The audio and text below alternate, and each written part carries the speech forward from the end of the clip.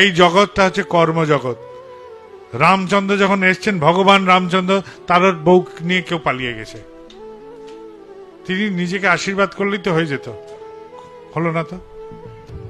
সেতু বন্ধন করতে হলো, অত কষ্ট করে পরিশ্রম করে সেতু বন্ধন করতে হলো, গিয়ে রাবণের সাথে যুদ্ধ করতে হলো। তিনি যদি ভগবানই হবেন তো তিনি নিজেকে আশীর্বাদ করলেন না কেন? বউ ফিরে আসো, রাবণ মরে যাও, সেতু বন্ধন হয়ে যাক, সবই তো নিজেকে আশীর্বাদ করতে পারতেন। তাহলে ভগবানেরও এখানে আশীর্বাদ কাজ হয় না, কারণ এটা কর্মজগৎ। এইখানে যে আসবে এই কর্মজগতে তাকে কর্ম করতেই হবে, আর তিনি কর্ম করেই দেখিয়েছেন। তিনি আমার হাতে পাখা ধরিয়ে দিয়ে বলবেন হাত নাড়া, আর আমি যদি পাখাটা ধরে থাকি তবে কি হাওয়া খাবো? এটাই হচ্ছে কথা। হাত না নড়ালে এই পাখার হাওয়াও খাওয়া যায় না। এই জগৎ এরকমই দস্তুর। আপনারা সবাই ভালো থাকবেন, কথাগুলোর মর্মার্থ উপলব্ধি করবেন। আর আজকে বাবাইদা এসছেন বলে একটা দীক্ষার অনুষ্ঠান হলো, আজকের দিনের জন্যই সামিল হয়ে শেষ করে দেবেন না। পথে ঘাটে সবসময় নিজেদের এই চর্চাগুলো চালান। আমি এইভাবে চলি, এইভাবে ভাবি।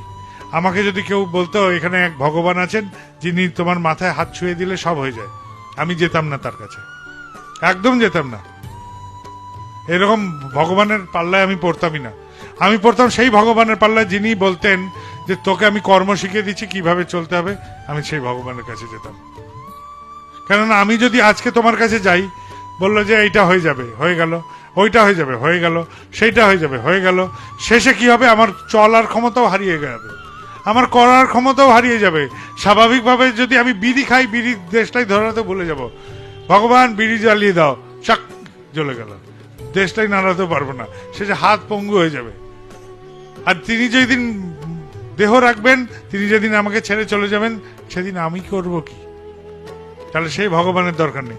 আমার সেই ভগবানের দরকার যে ভগবান আমাকে কর্ম শিখিয়ে দেবেন, যে ভগবান আমাকে হাঁটা শিখিয়ে দেবেন, যে ভগবান কাদায় পড়লে কি করে উঠতে হয় সেই কায়দা শিখিয়ে দেবেন।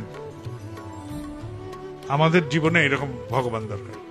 কোনো বুজরুকের আশ্রয় যাবেন না, কোনো হাওয়াতে কিচ্ছু হবে না। একদম সত্য কথা বলছি, করাই পাওয়ার জননী, একদম সত্য কথা। কথাগুলোর মর্মার্থ উপলব্ধি করেন, ভাবেন, যদি মনে হয় যুক্তিপূর্ণ গ্রহণ করবেন, আর যদি মনে হয় না এই কথাগুলো অতটা যুক্তিপূর্ণ নয়, অযৌক্তিক, বর্জন করবেন। কোনো ব্যাপার নেই যে এটাকে গ্রহণ করেই চলতে হবে। আমি যা বোধ করি তাই আপনাদের কাছে জানালাম।